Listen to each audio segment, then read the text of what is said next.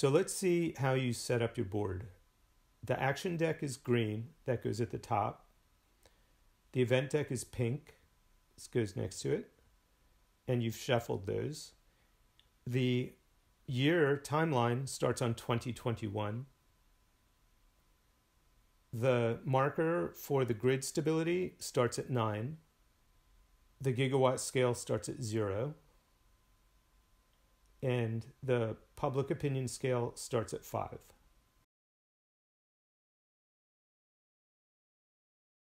You have 6 transmission pieces to begin the game. You choose where to put those down. We'll just put them down now.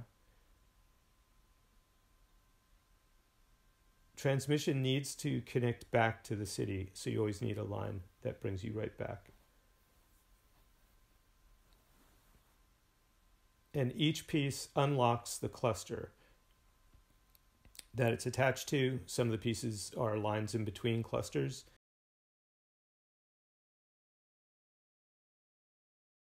The icons in the city are just decorative.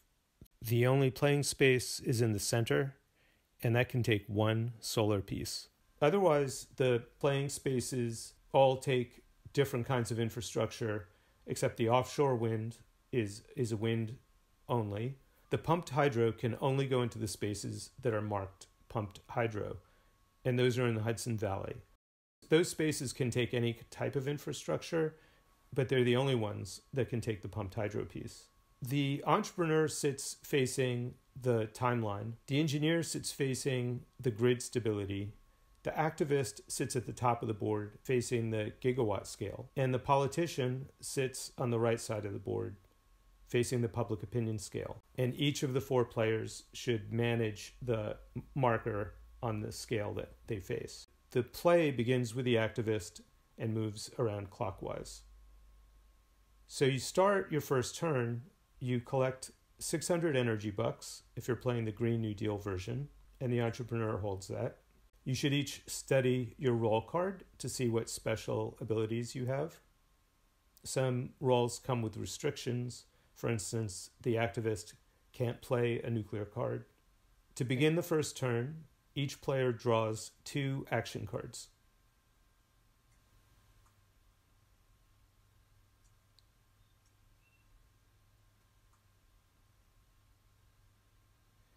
And now Archie's going to take us through how the first turn might play.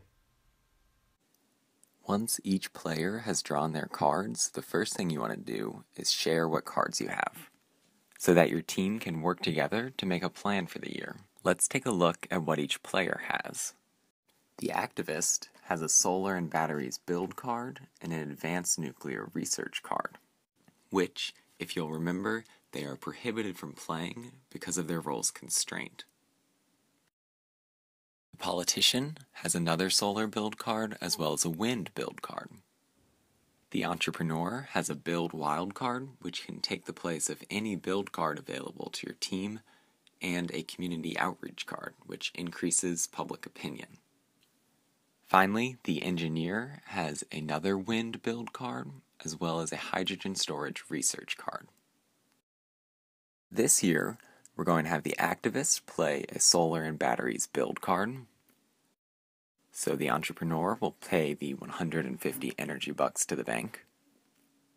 We will adjust the public opinion scale up 1, the gigawatt counter up 1/4, and then place your solar piece on any available infrastructure slot. Next, we're going to have the politician play the wind card, which costs 400 energy bucks, decreases stability by 4 because of wind's variability, gains 1 gigawatt, and decreases public opinion by 2. And then we place the wind piece in an offshore wind slot. The entrepreneur will play their community outreach card, which increases public opinion by 2. Finally, the engineer will play a hydrogen storage research card, which costs 50 energy bucks and begins the hydrogen research program. Once the team collectively has stacked 3 more of the same type of research card on that slot, that unlocks hydrogen storage. You can remove the stack and place the hydrogen special piece to remind you that when that type of infrastructure comes up, it can now be built. Each team member can play up to 2 cards every year, but you don't have to play anything. You can always pass. Once everyone's made their action, then it's time for a random event, and you roll to see whether you take 1 or 2. A 5 or a 6 means you take 2. We got a 6, so we take 2. Our first event is Upstate Opposition, which means we cannot build in the Hudson Valley until we play Community Outreach to remove the opposition. So we place one of these red markers to remind us that Upstate is off limits for building until we play Community Outreach. Our second random event in 2021 is a market crash.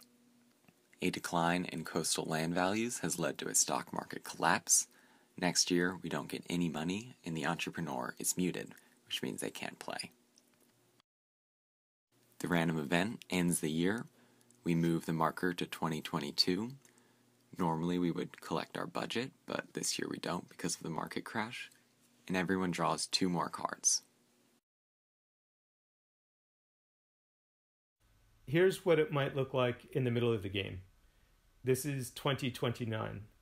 We've built 4 gigawatts of wind power. That's 170 12-megawatt turbines in each piece.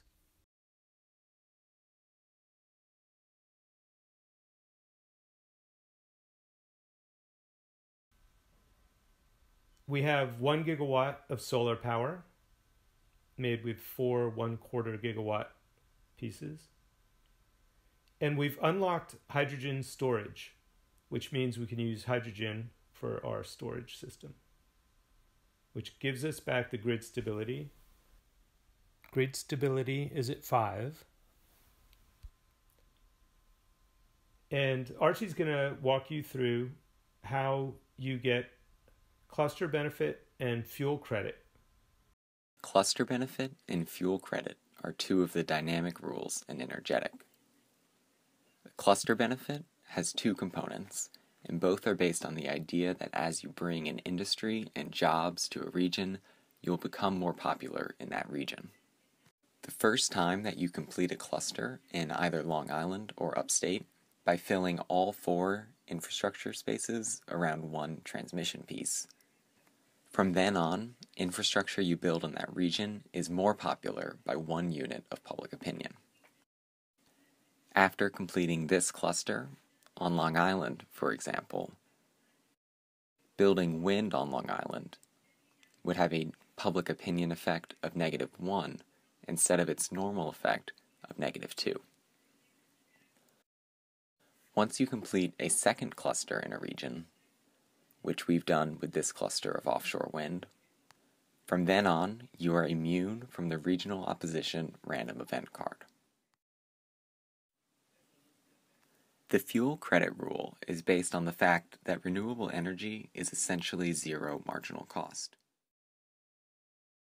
Unlike with a natural gas plant, for example, you don't have to keep paying for the fuel to produce power from that plant, which ends up saving you a lot of money. For every gigawatt of renewables, which means wind or solar, that you've built, a 50 energy buck fuel credit is added to your annual budget. Since we have 5 gigawatts of renewables, 4 from wind and 1 from 4 1/4 gigawatt solar pieces, that means we are gaining 5 fuel credits every year, of 50 energy bucks each. So our annual budget has increased from 600 energy bucks to 850 energy bucks, due to the savings of the avoided fuel costs.